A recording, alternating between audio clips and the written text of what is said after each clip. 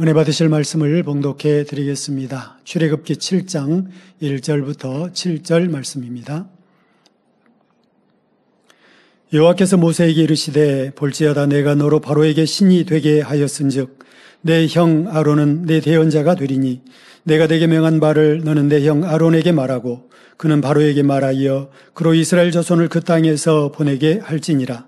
내가 바로의 마음을 강팍해 하고 나의 표징과 나의 이적을 애굽 땅에 많이 행하리라마는 바로가 너희를 듣지 아니할 터인즉 내가 내 손을 애굽에 더하여 여러 큰 재앙을 내리고 내 군대 내 백성 이스라엘 자손을 그 땅에서 인도하여 낼지라. 내가 내 손을 애굽 위에 펴서 이스라엘 자손을 그 땅에서 인도하여 낼 때에야 애굽 사람이 나를 여호와인 줄 알리라 하시매 모세와 아론이 여호와께서 자기들에게 명하신 대로 곧 그대로 행하였더라. 그들이 바로에게 말할 때에 모세는 80세이었고 아론은 83세이었더라. 아멘. 연합성가대의 찬양이 있은 후에 당장님께서 열재앙 첫 번째 말씀을 증거해 주시겠습니다.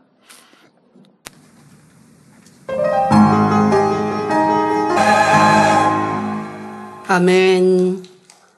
네, 이번 주 대회부터는 연합성가대의 녹화로 이렇게 찬양을 올려드립니다. 그 전에는 구로성전에 있었던 그때 찬양했던 거고요. 지금부터는 새롭게 준비하여서 녹화한 그런 찬양입니다. 그래서 여기 모습을 여러분 보고 계신 거고요. 그래서 성가대는 몇 달 전부터 모여서 연습하시고 또 이렇게 녹화한 것으로 이제 창립 때 여러분 현장에서 함께 은혜 나누셨고요. 그 이후부터 매주 이런 찬양을 올려드리겠습니다. 감사합니다. 강단 헌화 소개합니다. 헌화자는 65년생 여선교회 회원들입니다. 60평생을 살아오는 동안 회감 맞으신 거예요. 60평생을 살아오는 동안 하나님께서 저희에게 부어주신 은혜와 사랑에 진심으로 감사를 드립니다. 특별히 귀한 재단을 만나 어디에서도 들을 수 없었던 선결의 복음과 놀라운 권능의 역사를 직접 목도함으로 구원의 확신과 새 예루살렘의 소망을 품게 하신 크신 사랑에도 감사드립니다. 그 사랑 안에서 저희는 구원의 축복은 물론 건강과 물질의 축복, 가정의 화목 등 셀 수 없는 은혜를 누려왔습니다. 귀한 재단에서 신앙생활 해온 것이 저희 생애 최고의 선택이었음을 고백합니다. 이 받은 사랑에 힘입어 신속히 영적 장소로 변화되어 더욱 하나님의 기쁨이 되고 교회의 힘이 되기를 소망합니다. 이러한 마음을 담아 1965년생 여선교회 회원들이 강단 헌화를 올려드립니다. 네, 감사합니다. 회갑 맞으신 것도 축하드리고 이후에도 더 하나님의 크신 사랑 받으시길 바랍니다. 창립 행복과 기쁨으로 한 주간 승리하셨죠. 또 창립을 위해 수고해 주신 우리 예능위원회에도 특별히 감사드립니다. 또 지방에서도 동참하셔서 연습하고 또 공연해 주셨고요. 우리 학생, 청년, 또 가난, 또 성도님들이 함께 수고해 주셨습니다. 큰 은혜 저도 받았고요. 너무 행복하고 기뻤습니다. 성도님들도 우리 공연 보면서 어떤 분들은 이렇게 남성 중창단, 10명의 남성 중창단이 찬양하는데 어느 남성도님이 그러셨대요. 공연을 보시다가 그래 바로 저거지 이러셨대요. 바로 저거지 뭐가 저거라고 하셨을지 여러 가지의 어쨌든 큰 은혜와 감동을 받으셔서 아유 바로 저거지 하고 그렇게 고백하셨다는 얘기도 전해 들으면서 참 웃음이 나왔습니다. 우리의 찬양과 연주와 무형은 오직 하나님께 올려드리는 감사와 사랑의 고백이고 아버지 하나님께서 기뻐 음향하시면 우리에게 큰 은혜를 부어주시죠. 그래서 창립 행사에 우리 성도님들이 행복하고 기쁘고 즐거웠다, 자신감이 넘쳤다, 또 우리가 만민임이 자랑스러웠다, 참 다양한 그런 고백들을 하셨는데요. 수고하신 예능위원회 감사드립니다. 또한 함께 헌신해 주신 우리 모든 일꾼들 또 레이족들과 봉사자들 위에도 감사를 드립니다. 여러분에게 아버지의 크신 은총이 넘치시길 기원합니다. 말씀에 들어갈 텐데요. 오늘부터 10재앙 말씀을 전합니다. 지금까지 대예배 때 축복받는 비결에 대해 말씀드렸죠. 심고 거두는 법칙도 말씀드리고 마음밭 개간도 말씀을 드리고 했습니다. 이제 이어서 축복의 말씀 들으니까 참 행복했다. 축복받는 길을 들었으니까 참 좋았다로 그치면 안 되고 그 축복과 함께 짝을 이루는 말씀, 이러한 10재앙의 말씀도 들어야 여러분들에게 능력이 되어집니다. 말씀을 통해서 아버지의 크신 사랑과 또 계획과 섭리를 깨닫는 시간 되시길 바랍니다. 사랑하는 성도 여러분, 갓난아기는 부모의 도움이 없으면 아무것도 할 수 없습니다. 배가 고프다, 기저귀를 갈아달라, 아프다, 그저 울음으로 의사 표현을 할 뿐 꼼짝없이 누워 있을 수밖에 없지요. 그러다가 성장하면 뒤집고 기어다니게 됩니다. 그런데 이때가 굉장히 위험합니다. 종횡무진 집안을 기어다니는 아이에게는 부딪히고 찔리고 데일 수 있는 위험한 물건들이 많기 때문입니다. 어른들에게는 아무 문제가 안 되지만 갓난아기에게는 큰 위험이고 어려움입니다. 그러니 부모님들은 눈을 떼지 못하지요. 시간이 지나 아이가 인지할 수 있는 때쯤 되면 부모는 아기에게 조심해야 할 것들에 대해 열심히 가르칩니다. 뜨거운 주전자나 다리미 앞에서는 이제 아이가 아직 말귀를 다 알아듣지는 못하지만 그러니까 제스처와 함께 이 행동과 함께 가르치죠.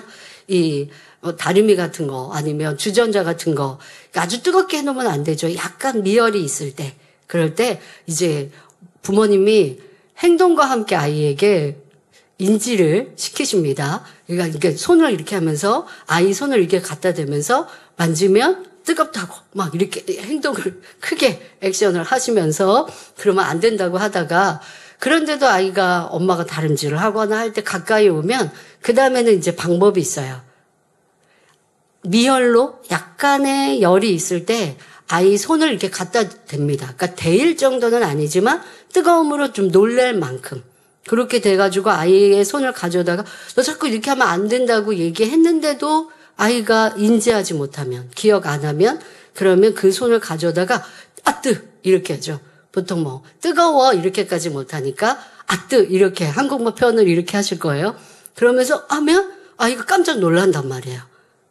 그런 뜨거움을 안 느껴봤잖아요. 미지근한 물 정도에 샤워 시켜주시고 목욕 시켜주셨는데 그거보다 조금 더 뜨겁고 데일 만큼은 아니지만 그렇게 하면 아이가 뜨겁다라는 걸 이제 인지해서 주전자가 있을 때나 다림질을 할 때는 가까이 오지 않도록 그렇게 주의를 또 기억을 하게 하시는 것이지요.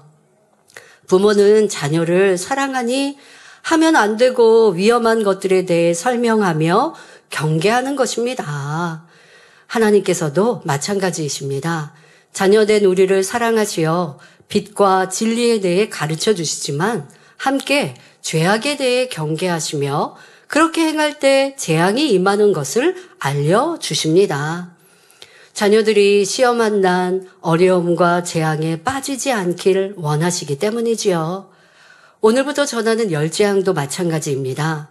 하나님을 두려워하라고 이 말씀을 전하거나 열심히 신앙생활하지 않으면 화가 임한다고 위협하는 것이 아닙니다.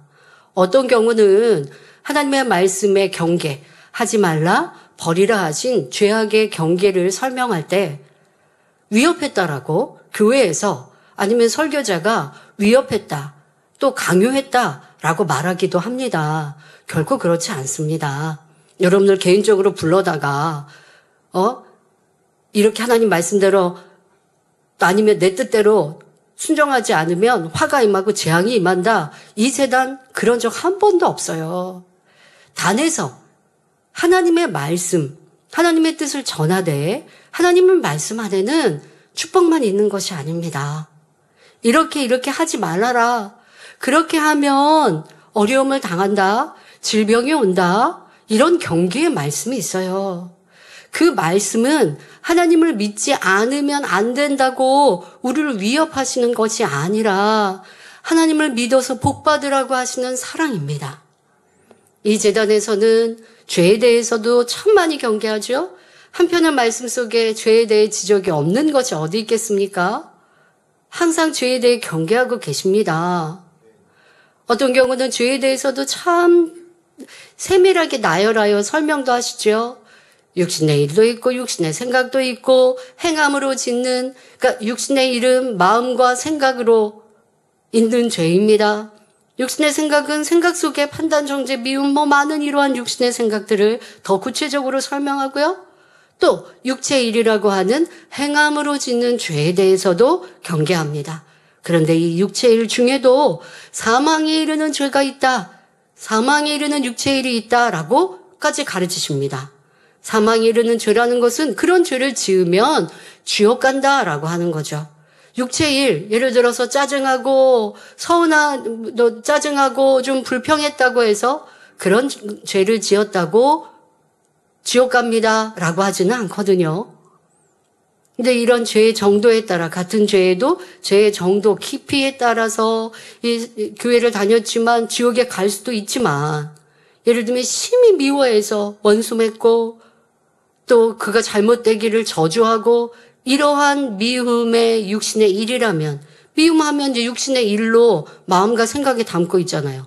그런데 심히 상대를 미워했고, 그래서 또 행함으로도 그가 잘못될 수 있는 그러한 길들과 방법들로 했다면 교회 다녔다 할지라도 구원에서 멀어질 수 있거든요.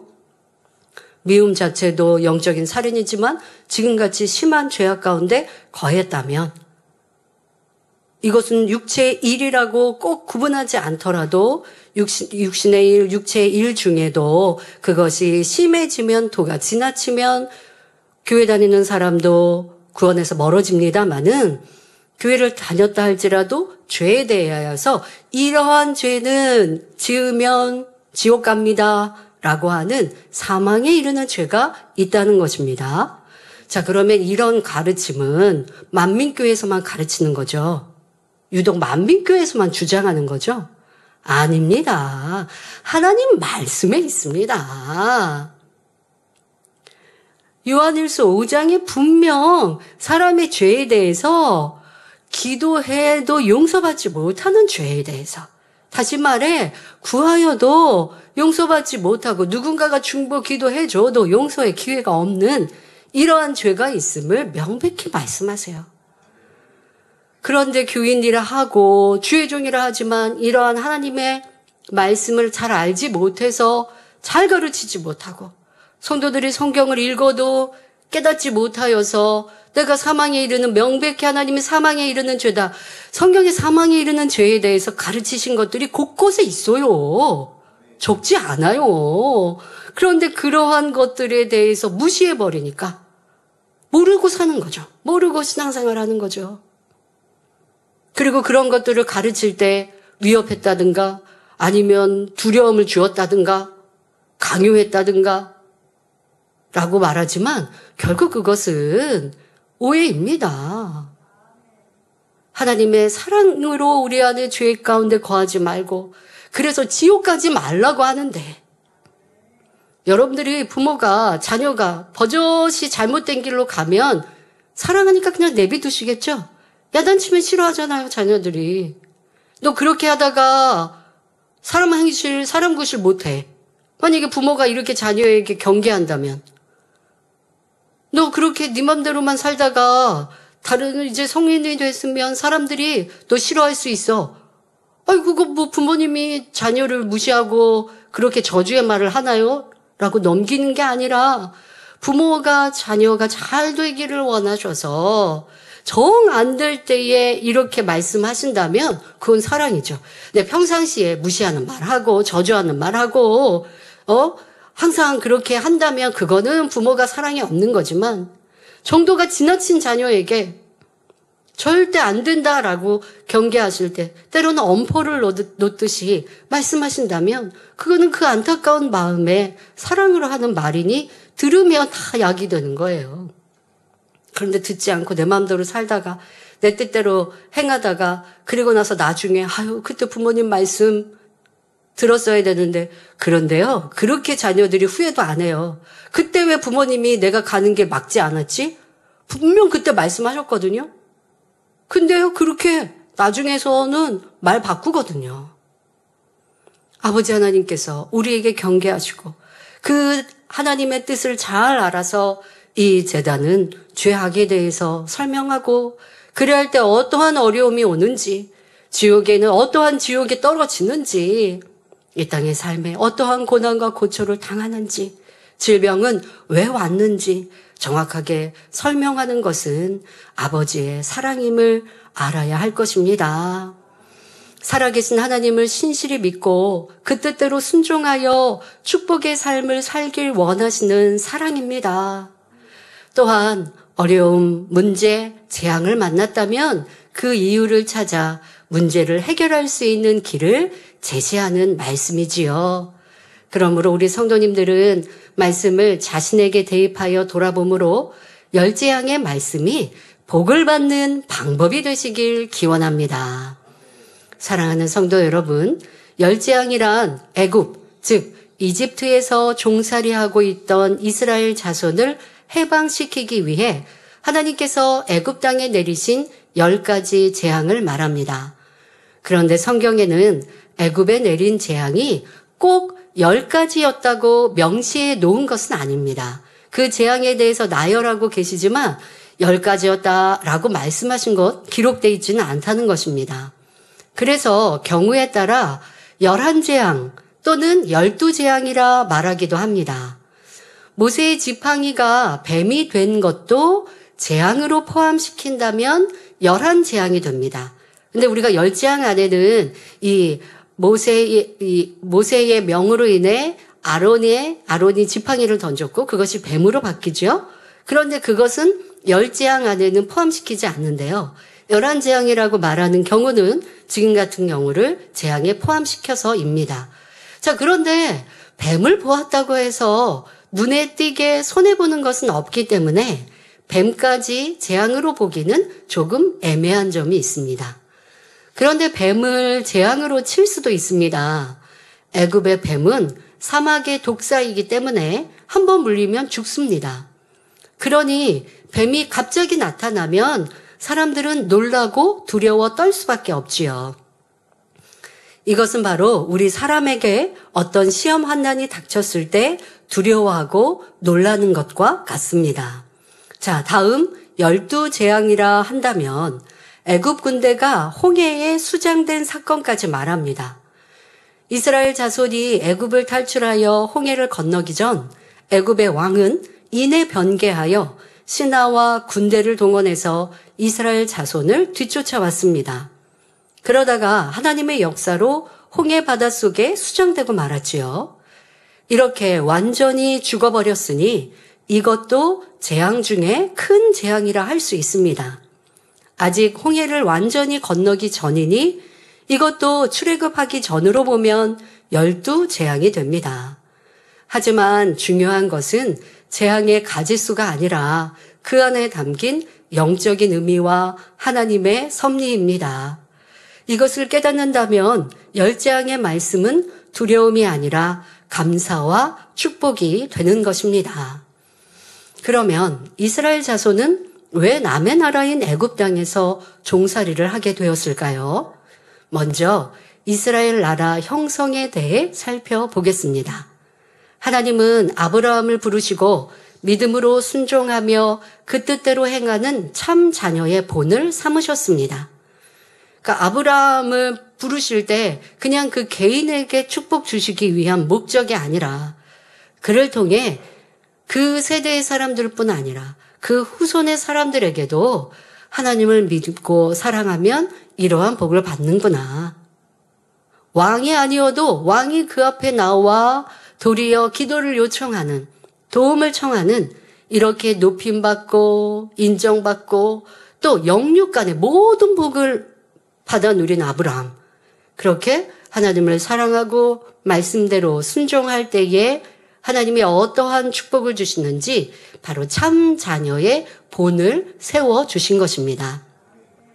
또한 아브라함의 후손으로 나라를 세우시고 이방 나라들과 많은 사람에게 하나님의 살아계심과 영광을 드러내며 그 뜻대로 행할 때 사랑과 복을 받을 수 있는 축복의 길을 알려주기를 원하셨지요. 우리의 삶에도요, 뭔가 본보기가 있으면 참 좋지요. 그래서 사람들도 저 사람을 보니까 아니면 나도 저 사람처럼 되고 싶어 라고 말하기도 합니다. 바로 이스라엘을 선민으로 택하신 이유가 그리하다는 것입니다. 온 인생들에게 나는 하나님이요, 내 뜻대로 살면 인생들, 나라에도 이러한 복을 주신다라고 하는 것을 가르쳐 주시기 위함이죠. 그런데 어떤 사람들은 하나님이 이스라엘을 선민으로 택하시고 특혜를 주신 것처럼 오해하지만 결코 그렇지 않습니다. 하나님은 모든 사람을 지으신 창조주이시며 모든 인생을 사랑하시며 복주기를 원하는 분이십니다. 그러하기에 아브라함이나 하나님의 사람들을 통해 하나님의 살아계심과 그 뜻대로 순종할 때의 복을 알려주신 것이지요. 이를 보고 함께 순종하면 이방인이라 해도 복을 누리는 것입니다. 이스라엘도 하나님께서 너는 내 것이라 하셨다고 해서 죄악 가운데 거하는데 무조건 지켜주시고 복 주신 것이 아닙니다. 절대적인 진리로 심판하시며 정확히 평가하셨지요. 그러니 구약의 이스라엘 역사를 보면 하나님을 경외하고 율법대로 행하면 복을 받고 하나님을 떠나 우상을 섬기며 자기의 정욕대로 살면 재앙을 만난 것이 기록되어 있습니다. 이것이 계속 반복되고 있는 것이 이스라엘 역사입니다. 그러니까 바로 인생들이 이렇게 어리석다는 것이죠. 한번 체험했다면 그것을 온전히 믿어드려야 되는데 우리 조상의 때에 하나님의 말씀을 떠나니 재앙을 당하고 이방 나라에 침략을 당하여서 어려움을 당했구나. 그걸 깨달았고 그래서 그 조상의 때에 이제 회개하고 돌이키니 다시 평안함을 누렸어요. 그러면 그 후손들은 그것을 명심하여서 우상을 섬기지 않고 하나님의 뜻대로 살아가면 계속하여 지킴받고 보호받을 터인데 인생이 그게 안 돼요. 자꾸 변개하고요. 깨우쳤어도 잊어버리고요. 여러분들이 누군가 아니라 내 삶에서도 여러분들 하나님을 만나고 그래서 때로는 어려움을 겪었을 때 회개하고 돌이키니 하나님의 은총 가운데 다시 회복되었습니다. 그러면 명심하고 기억하죠. 이제 다시 내가 죄짓지 말아야지. 그리고 그럴 수 있도록 도와주세요. 기도했습니다. 그런데 그게 얼마나 가든가요? 어떤 경우 기도하지 않아서 어려움을 겪었습니다. 그러니 어려움 중에 회개하고 돌이켜서 기도 쉬지 않겠습니다 라고 다짐했어요. 그런데 이제 기도 쉬지 않고 어려움이 사라지고 평안하게 가다가 또 얼마 지나면 또 기도 쉬어요. 너무나 쉽게 잊어버리고 망각하는 이런 모습들을 봅니다. 이스라엘 역사가 바로 그와 같은 것들을 반복하고 있습니다. 어떻게 해요? 하나님 말씀대로 지켜 행하고 선과 진리를 쫓아가면 복이요.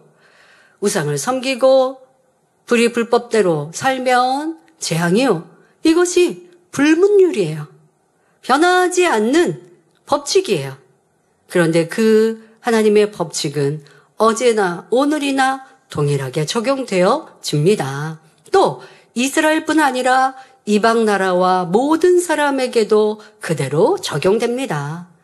그러니 애굽 땅에 하나님의 능력으로 열재앙이 임하였고 이를 통해 지금도 우리에게 가르쳐주고 계시는 것입니다.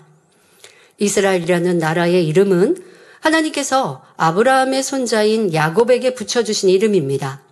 이것은 창세기 32장 28절에 나오는 것처럼 하나님과 겨루어 이김이란 뜻을 가지고 있지요. 야곱에게는 쌍둥이 형인 에서가 있었고 형에게는 장자권이 있었습니다. 그런데 야곱이 형의 장자의 축복을 가로챘습니다. 그러고는 자기를 죽이려는 형을 피해 어머니 리브가의 고향으로 피신을 했는데 20년이 지나 다시 가나안 땅으로 돌아갈 때의 일입니다. 형 에서는 야곱이 돌아온다는 소식을 듣고 400인을 거느리고 야곱을 향해 오는 중입니다. 자, 동생이 자신을 피해서 20년 동안 지금 다른 곳에 있었거든요. 자, 그런데 돌아온다는 연락을 이제 야곱이 했단 말이에요. 그랬더니 이 형이 400인을 데리고 오고 있어요. 이건 무슨 말이에요? 환영하는 게 아니죠. 공격성이 충분히 다분히 있는 것이죠. 자, 이 소식을 들은 야곱은 생명의 위협을 느꼈고 모든 가족과 재산을 강 건너 보내고 홀로 야복 강가에 남아 하나님의 도우심을 간절히 구합니다.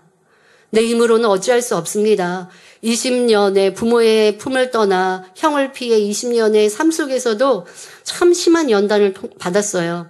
그러나 연단 중에도 하나님이 함께 하셔서 이제는 복을 받아서 부요함을 가지고 그리고 다시 고향 땅을 향해 가는데, 그런데 형이 그 노를 풀지 않고 자신을 향하여 달려오고 있다는 이 소식에 내가 할 수 있는 건 없습니다. 내가 할 수 있는 뭔가 어디서 도움을 구할 수도 없고, 아무리 내 자녀들이 아들들이 많다 한들 군대도 아니고 힘도 건세도 없습니다. 그러니 나를 도와주실 분 하나님 뿐이셨지요. 그래서 하나님 앞에 이제 구합니다. 이때 나타난 천사장에게 응답을 주시지 않으면 보내지 않겠다고 그 허리를 붙들고 메어 달립니다. 이 난국을 풀어주세요. 해결해주세요. 그런데 천사장이 답이 없으니 계속하여 나에게 응답 주시지 않으면 내가 놓지 않겠다고 이 옷을 붙들고 그 허리를 붙들고 있습니다. 이에 천사장은 야곱의 환도뼈를 쳤고 야곱이 이렇게 간절히 매달린 결과 결국 축복을 받아내고야 맙니다. 이때 이스라엘이란 이름을 얻었던 것입니다.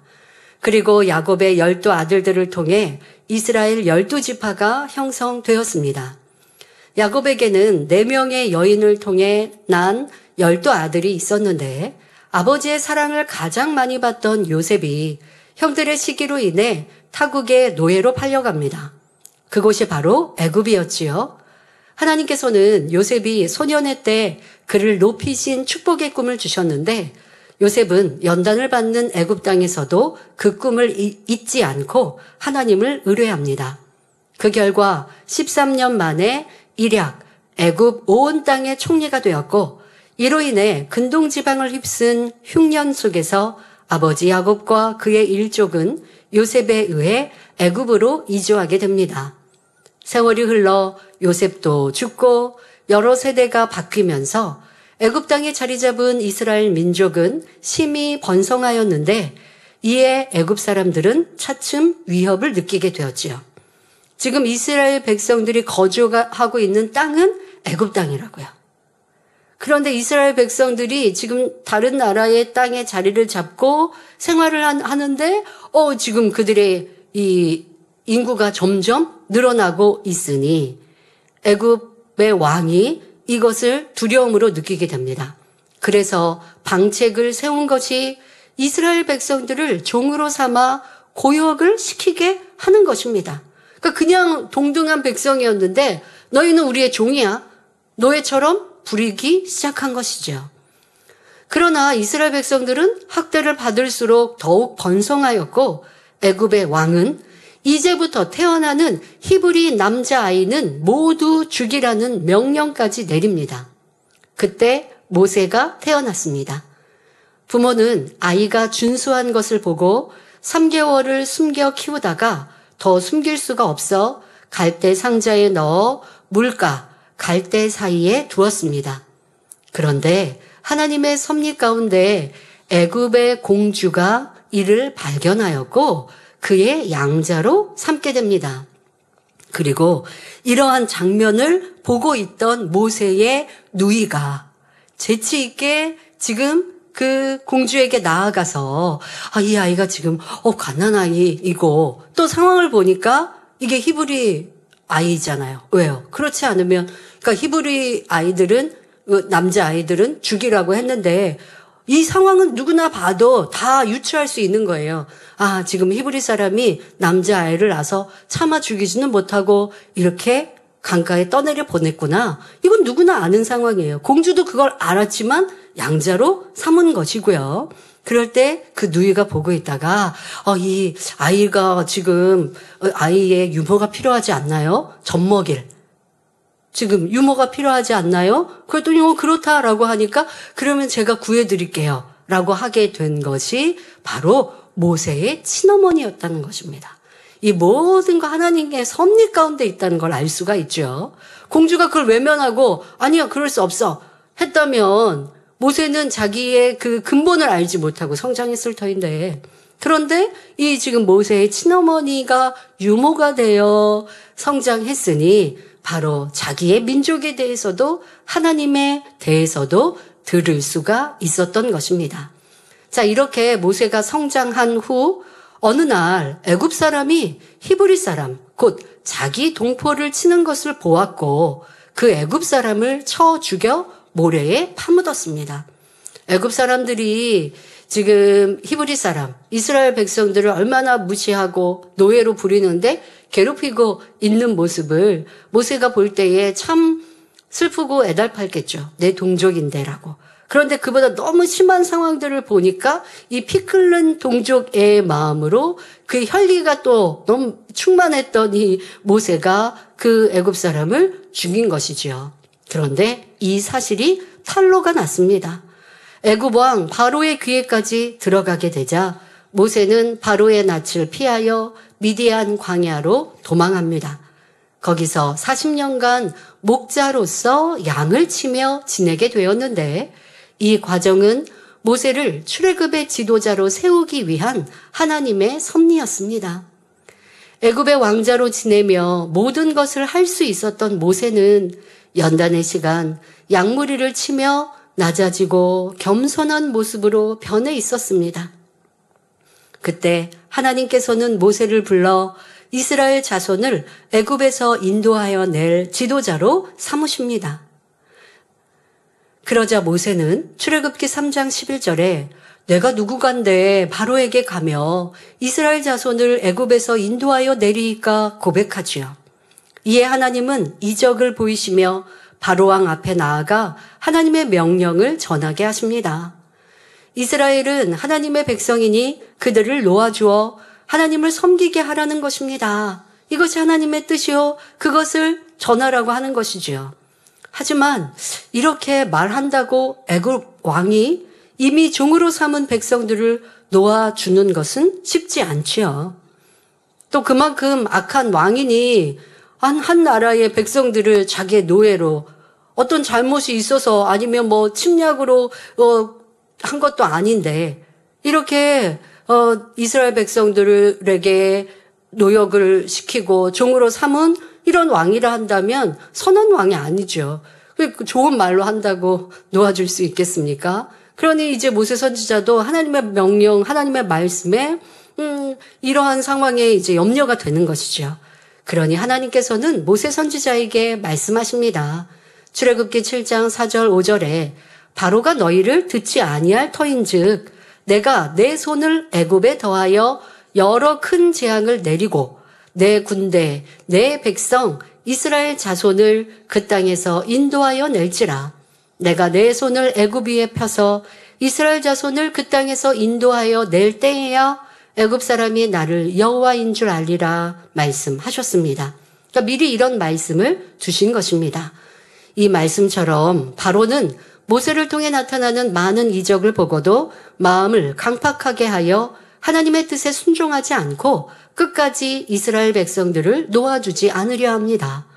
그 과정 중 결국 장자의 죽음을 보기까지 열 재앙이 임하게 되지요. 그러면 하나님께서는 왜 바로와 그 신하 애굽 사람들에게 이 많은 재앙을 내리셨을까요? 이는 그만큼 바로가 강팍했기 때문입니다. 하나님이 그냥 이스라엘 백성을 출애굽시키기 위해서 애굽 땅에 이유 없이 재앙을 내리신 것이 아니라 이 왕으로부터 시작해요. 왕이 강팍했다라는 것은 지금 잠깐 설명을 합니다만은 왕의 강팍함은 왕만이 아닙니다. 왕도 백성도 또한 함께 일하는 정치나 경제 이렇게 왕과 함께 일하는 신하들도 강팍했다는 것입니다. 그렇지 않았다면 하나님의 권능을 볼 때에 왕에게도 또 설명하고 또 백성들도 자기네가 이 이스라엘 백성들에게 노역을 시켜야 될 이유가 없는 것인데. 그런데 왕으로부터 시작하여 백성에 이르기까지 그들의 악이 많이 익히 까닭에 이러한 어려움과 재앙을 당하게 됩니다. 자, 출애굽의 전 과정을 보면 하나님께서 바로의 마음을 강팍하게 하셨다는 표현이 여러 차례 나옵니다. 이 말씀을 오해하여 마치 하나님께서 바로의 마음을 일부러 강팍하게 하신 독재자 하나님으로 오해해서는 안 됩니다. 또 이런 말씀들을 가지고 자기가 악해놓고 하나님의 나를 악하게 만드셨어. 이렇게 인용해서도 결코 안 됩니다. 하나님께서는 모든 사람이 구원에 이르기를 원하시는 분입니다. 따라서 아무리 강팍한 사람일지라도 어떻게 하든지 깨닫게 하여 구원의 길로 인도하기를 원하시지요. 이러한 사랑의 하나님께서 바로의 마음을 일부러 강팍하게 만들어서 영광을 드러내게 하실 리는 없습니다. 도리어 하나님은 애굽 왕에게 모세를 보내시고 낮은 재앙에서부터 큰 재앙으로 발전시키기까지 왕이 마음을 변화시켜 하나님께 순복하기를 원하셨지요. 그렇지 않았다면 단번에 큰 재앙을 내리셔서 바로 왕의 무릎을 꿇게 하시면 되지. 이렇게 여러 과정과 시간을 두고 왕을 설득하실 필요가 없었을 것입니다. 단번에 그냥 치시거나 아니면 왕을 죽이시거나 그렇게 하시면 되지. 하나님께서 이렇게 하실 이유가 없어요. 여러분, 도리어 열재앙은 많은 기회를 주신 것입니다. 회개하고 돌이킬 기회, 그 마음을 변화시킬 기회를 주고 계신 하나님의 사랑이에요. 하나님께서는 우리 사람들이 두려워서 억지로 복종하게 하시는 것이 아니라 자유의지 속에서 스스로 마음 문을 열고 순종하도록 인도하시는 분입니다. 먼저 하나님의 뜻을 알리시고 순종할 수 있도록 하나님의 능력을 보이시는 것이지요. 그러나 순종치 않을 때는 작은 재앙부터 허락하셔서 깨우침을 주시며 자신을 발견할 수 있도록 역사하시는 것입니다. 전지에 전능하신 하나님께서는 사람의 마음 중심을 다 아심으로 어떻게 하면 악이 드러나고 어떻게 하면 악을 버리고 문제를 해결받을 수 있는지 알고 계십니다. 오늘날 우리에게도 가장 좋은 길로 인도하시며 거룩한 하나님의 자녀들로 변화되도록 가장 적절한 방법을 사용하시지요. 그러니까 연단이라는 것은 그를 변화시키시고 또 그가 자기에 있는 악을 발견하여 하나님이 원하시는 뜻대로 나아가는 그러한 길로 인도하시는 방법입니다. 때를 쫓아 감당할 만한 시험을 허락하시고 연단하셔서 자신에게 있는 악을 발견하여 버릴 수 있도록 역사하시며 영혼이 잘된 만큼 범사가 잘되고 강건한 축복으로 인도해 주십니다. 여러분, 세상 사람들에게 하나님의 살아계심을 나타낼 수 있는 것은 때로는 이제 설명합니다마는 재앙과 어려움일 수 있습니다. 왜요? 그가 선을 행한 것이 없으니까요. 선을 행한 것이 있어야 축복을 받지. 그렇지 않으면 하나님의 살아계심을 나타내려면 어쩔 수 없어요. 이런 위험, 두려움 이런 것들로 와 정말 신이 계신가 봐 할 수 있는 것이죠. 요즘 인생들도 그럴 텐데요. 예전만 하더라도 천둥 번개가 치면 사람들이 두려움을 느끼고 요즘도 사람들이 두려움을 당연히 느끼죠. 왜? 마음에 악이 있으니까요. 내세에 대한 두려움이 있으니 두려움을 느낍니다. 또 어떤 자연의 이런 자연재해 같은 이런 큰 어려움들을 만나면 신에 대해서 한번 생각합니다. 사람으로 과학으로 막을 수 없는 이런 큰 어려움들 앞에서 신을 찾거나 또 큰 어려움들 앞에서 사람이 겸비해지는, 예전에는 그랬는데 요즘은 점점점 악해지다 보면 도리어 그러하다 보니 이 세상에 어려움이 있고 힘듦이 있으니 나는 마음껏 즐겨야 돼, 이러한 생각으로 이렇게 좀 다르게 생각하는 인생들도 있고, 그러나 겸비한 마음으로 사람으로 할 수 없는 어려움 속에 자연재해가 많아지면 또 재앙이 임하게 되어지면 내세를 생각하고 겸비 신을 찾고 그래도 내가 착하게 살아야 내 후손에게 어려움이 오지 않지, 내 자녀를 지킴받을 수 있지라고 생각한다면 참 다행인데 그렇지 않는 모습들도 봅니다. 자, 세상 사람들에게는 하나님의 위엄으로, 하나님의 그 힘과 권세, 때로는 이 재앙으로 살아계신 하나님에 대해 느끼면 다행이고 또 느낄 수 있도록 곳곳에 역사하십니다. 또 그런데 반대로 하나님의 사람들에게 통해서는 치료와 응답 축복이 넘치니까 그걸 보면서 하나님을 믿으면 저렇게 복을 받는구나. 세상 사람도 그렇게 생각한다면 그래도 그 사람은 선한 사람이요 구원을 받을 수 있는 것입니다. 자, 하나님의 사람들에게도 하나님은 항상 사인을 주십니다. 나를 바라봐야지. 내 뜻대로 살아야지. 내가 원하는 참자녀가 돼야지. 그래야 너희가 이 세상에 원수마귀 사단의 자녀가 아니고 지킴받고 보호받을 수 있어 라고 우리에게 사인을 해주시지요. 그것이 바로 하나님을 사랑하는 이들에게는 권능이나 하나님을 사랑하지 않는 이들에게는 치료와 축복으로 함께해 주실 수 없어요. 그러니까 그럴 때는 또 도구로 사용되는 것이 원수마귀 사단입니다. 원수마귀 사단이 어려움을 가져다 주죠. 하나님을 믿노라 하는 사람들도 하나님의 말씀과 뜻 가운데 살지 않으면 원수마귀 사단이 역사하여서 시험과 연단과 어려움을 만나게 됩니다. 이제 더 나아가서는 하나님의 뜻에 너무 많이 어긋나면 이런 재앙까지도 당하게 됩니다. 자, 그것을 통해서라도 회개하고 돌이키라는 거예요. 그것을 통해서라도 빛 가운데 진리 가운데 거하라는 것입니다. 그런데 재앙이 아니라 연단이나 하나님의 어떠한 깨우침을 주시고자 내가 더 하나님의 기뻐하시는 뜻을 쫓지 못할 때에 깨우침을 주시고자 하는 어떤 어려움과 연단이 있을 수 있습니다. 이를 통하여서 우리는 더 믿음의 성장을 이루고 하나님의 참 자녀로 변화되어지는 것이죠. 신앙생활은요, 한번 주님을 영접하였다고 해서 끝난 게 아닙니다. 계속 주님을 만나는 그 시간까지 내 안에 죄악을 벗고 하나님의 뜻인 빛 가운데 진리 가운데 살아가는 것, 이것이 신앙생활입니다. 그런데 신앙인들이 그렇지 않을 때가 참 많아요. 그렇기 때문에 사단의 밥이 되어줘서 어려움을 당하고 시험이 오고 문제가 생깁니다.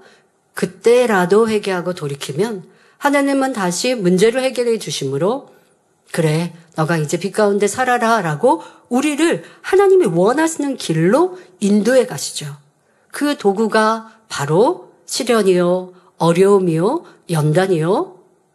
이제 하나님의 말씀에서 많이 벗어나면 재앙이라고 하는, 다음 시간에 말씀드립니다만 연단과 재앙은 좀 차이가 큽니다.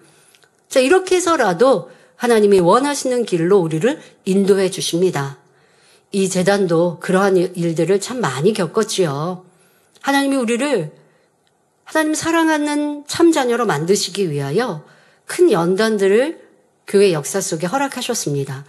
그런데 생각해보면요, 큰 연단이 있기 전에 하나님은 먼저 사인을 주셨어요. 어떤 사인?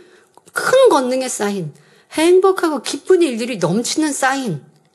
그러니까 왜? 우리는 죄악으로 당하는 연단을 허락하신 게 아니라 우리를 더 온전하게 만드시고자, 우리가 막 죄를 짓고 악을 행하여서 당하는 연단이 아닌 하나님의 사랑 속에 더 온전케 하시고자 우리 안에 근본의 악을 드러내시는 이제 연단이 시작되기 전에 이제 너희가 연단을, 나를 통해 연단을 받을 거야. 그런데 낙심하지 말고 잘 가야 돼.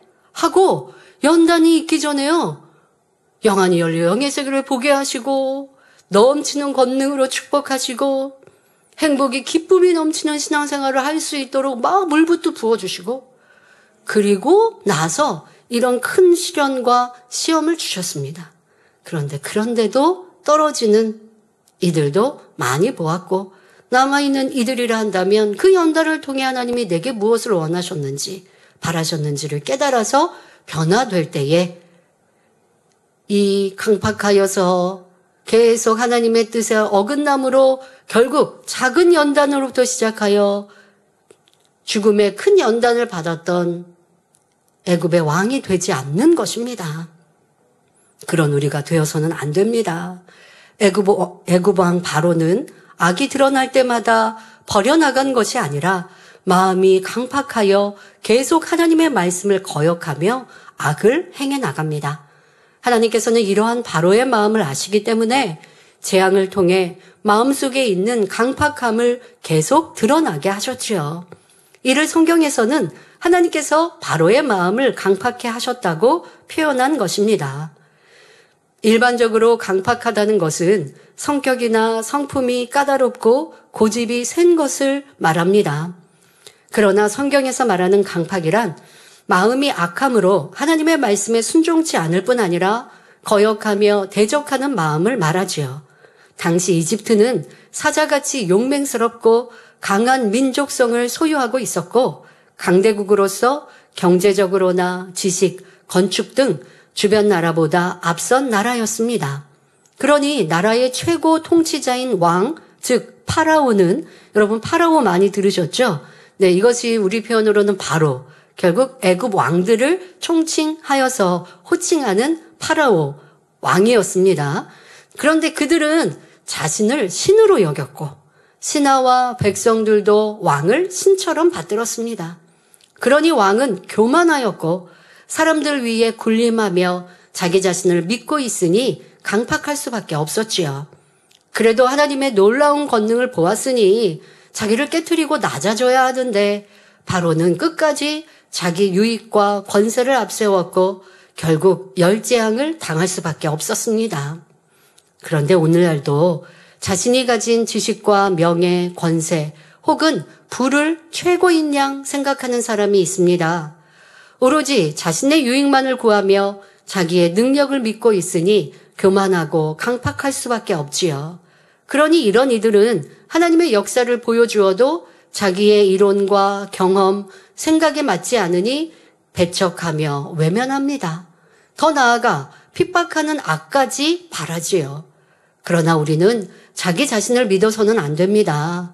오직 여호와 하나님을 의뢰해야 합니다. 바로도 하나님으로부터 열재앙을 당하고 나서야 비로소 무서움과 두려움 속에서 하나님을 인정하고 이스라엘 자손을 출애굽시켰습니다. 그러나 바로의 강팍함을 더더욱 알 수 있는 것은 열재앙을 통해 하나님의 역사하심을 보고 알고 인정하였으면서도 다시 이스라엘 백성을 뒤쫓아간 것입니다. 이것은 완전히 멸망당할 수밖에 없는 강팍함이었지요. 그러므로 하나님께서도 더 이상 용서하지 않으시고 홍해 바다에 수장시켜 버렸던 것입니다. 결론을 말씀드립니다. 사랑하는 성도 여러분, 오늘은 열재앙의 서론으로 이스라엘 민족의 형성과 출애굽의 시대적 배경, 애굽 땅에 열재앙을 내릴 수밖에 없었던 이유, 다시 말해 바로의 강팍함에 대해 살펴보았습니다. 다음 시간부터는 재앙에 대해 하나하나 설명합니다. 하지만 이 말씀을 두려움이나 근심으로 들으시면 안 됩니다. 예레미야 29장 11절에 나 여호와가 말하노라 너희를 향한 나의 생각은 내가 아나니 재앙이 아니라 곧 평안이요 너희 장래에 소망을 주려 하는 생각이라 하신 대로 하나님께서는 재앙이나 시험 환난을 통해 자녀들이 죄악에서 돌이켜 구원에 이르기를 원하시는 분입니다. 말씀을 통해 하나님의 참 뜻을 깨달아 평안과 축복의 길로만 행하는 복된 성도님들이 되시길 주님의 이름으로 기원합니다. 제가 환자를 위해 기도하겠습니다. 좋으신 아버지 하나님, 오늘부터 열재앙에 대하여 설명합니다. 이 말씀이 우리를 더 경계하게 하시고 또한 우리가 더 깨어날 수 있는 능력의 말씀이 되게 하시고 아버지 하나님의 크신 은총과 사랑으로 우리에게 하나하나 설명하시는 아버지의 포근한 사랑으로 느낄 수 있는 성도님들이 되게 하여 주옵소서. 이 시간도 머리부터 발끝까지 뼈마디 오장육부 신경조직 세포일으키까지 친히 안수하여 주옵소서. 모든 질병근들 연약함들 깨끗게 하여 주옵소서. 예수 그리스도 이름으로 명하느니 성령의 불로 템 받고 깨끗하고 온전함을 받을지어다. 모든 질병균들아 연약함아 성령의 불로 템 받고 깨끗하고 강건함을 받을지어다. 어떠한 질병균 또한 의학으로 과학으로 한이 되어지는 고질병이란다 할지라도 성령의 불로 태워 깨끗게 하시고 머리부터 발끝까지 강건함 더하여 주옵소서. 연약함도 강건케 하시고 잘 보이는 눈, 잘 들리는 귀, 또한 마음껏 움직이며 뛰며 또 영광 돌려나가는 성도님들이 될 수 있도록 강건함으로 덧입혀 주옵소서. 마음의 손 기도와 간구에 응답하여 주옵시고 한 주간도 사업터 일터 지켜보호하시며 전국 전 세계 만민의 성도님들과 지교회도 지키시고 보호하여 주옵소서. 성령의 불담으로 청천사 주님의 불꽃 같은 눈동자로 지켜보호하여 주옵소서. 학생들도 학생의 본분 잘 감당하게 하시고 하나님을 첫째로 사랑하는 학생들 되게 하여 주옵소서. 마음의 손 기도와 간구에도 응답하여 주옵소서. 감사드리며 우리 주 예수 그리스도 이름으로 기도하옵나이다. 아멘.